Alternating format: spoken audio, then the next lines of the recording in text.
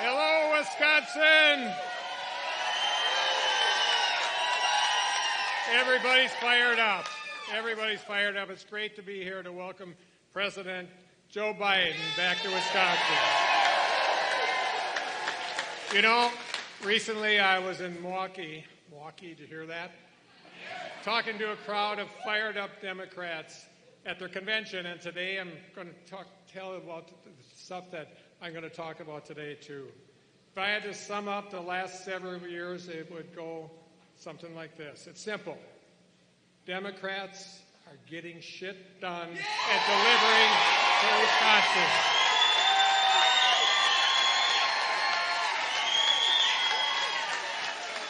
Now, folks, I've been governor under both Joe Biden and Donald Trump, and let me tell you, the choice this November is absolutely clear. There's only one president who's consistently delivered for Wisconsin, and his name is Joe Biden.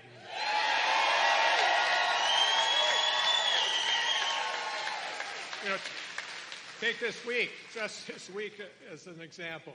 On Tuesday, the Biden-Harris administration announced Wisconsin was officially selected as a U.S. regional tech hub. Now, this is a huge deal and something I've worked with Senator Tammy Baldwin over the last few years with her. And this is a $50 million project that will position Wisconsin to be a national leader, cutting-edge industries, and creates thousands of new jobs and billions, that's that billion with a B, worth of economic development in Wisconsin. That deserves a holy mackerel.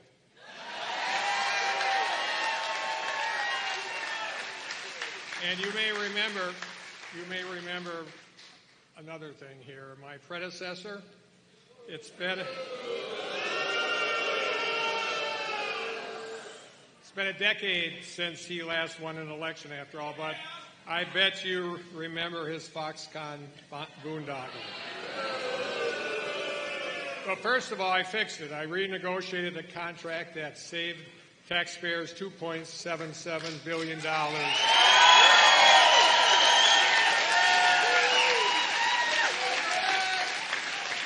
And not only that, but thanks to the help of Joe Biden and Kamala Harris, I announced Microsoft is investing a $3.3 billion investment to develop a state-of-the-art data system in Mount Pleasant.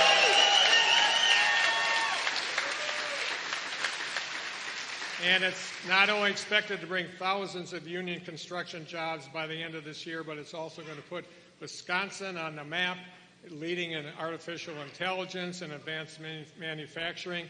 And that is a major holy mackerel. And Joe Biden and Kamala Harris are helping us get it. So get this.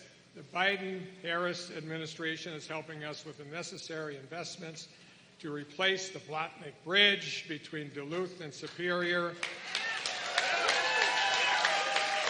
And that bridge serves hundreds of thousands of trucks and transports billions of dollars of goods between those two states. Yes, absolutely. And get this, over 410,000 households and businesses will have new or improved high-speed internet, thanks in part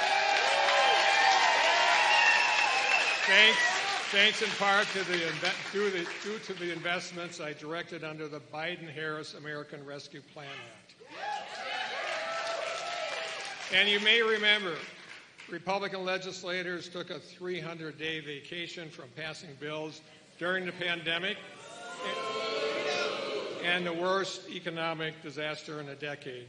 But with the help of the American Rescue Plan Act, we were able to rebuild Wisconsin's economy from the ground up. We supported over 100,000 businesses, direct pays, and helped more than 9,000 businesses open up vacant storefronts across all main streets of Wisconsin.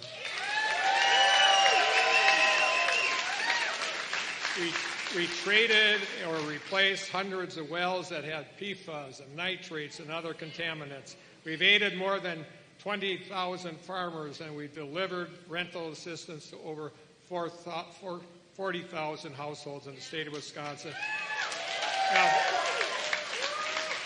Now, folks, I could go on and on. I won't do that. Now, not everybody's heard about all these good things that have happened.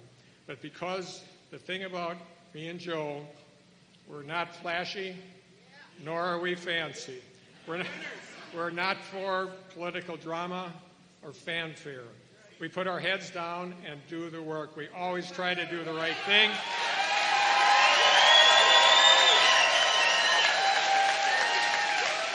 And we're always going to say it straight. Now compare this to the other guy. There's so much at stake this November, and here's the truth. Donald Trump is a danger threat to our country and our democracy. He's not running to help others. He's only running to serve only himself. He's not capable of telling the truth or being honest, and he's got a radical agenda that he plans to pursue when he returns to the Oval Office. What we all know, Donald Trump will gladly sign a national abortion ban. And think about this. This week, Donald Trump's hand-picked justices to the U.S. Supreme Court, the same court that stripped millions of Wisconsinites of their reproductive freedom overnight, and that includes 7 women in my family. It's a decision that, as the dissenting judges put it, makes the president immune from prosecution for things like ordering Navy SEALs to assassinate a political rival or accepting a bribe in exchange for a pardon. Folks, that happened in the United States of America this week. And also, this is serious. When you go home, Google Project 2025 and tell everybody you know to do the same. According to his advisors that prepared that, Trump wants to fire as many as tens of thousands of civil servants and replace them with his own loyalists and supporters. Folks, there's a reason President Biden is here in Wisconsin the day after Independence Day. Because as we reflect on the values we hold, those that we hold dear, values like upholding peaceful transfer of power, protecting the fundamental right to cast a vote, and our pursuit of freedom, justice, and equality, the choice this November has never been more clear. Folks, the future of democracy runs right through the great state of Wisconsin, and we're going to stop Donald Trump.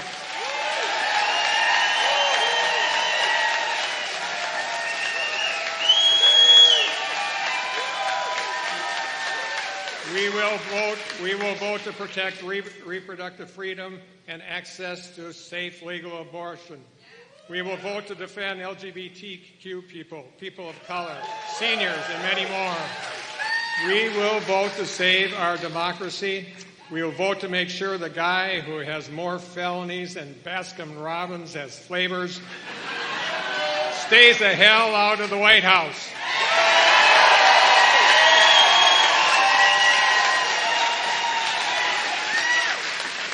123 days, folks, and we're going to spend every single day for the next 123 days knocking on doors, chipping in when we can, and making sure all our friends, our family, and neighbors know what's at stake and do the same. Every day for the next 123 days, remember this.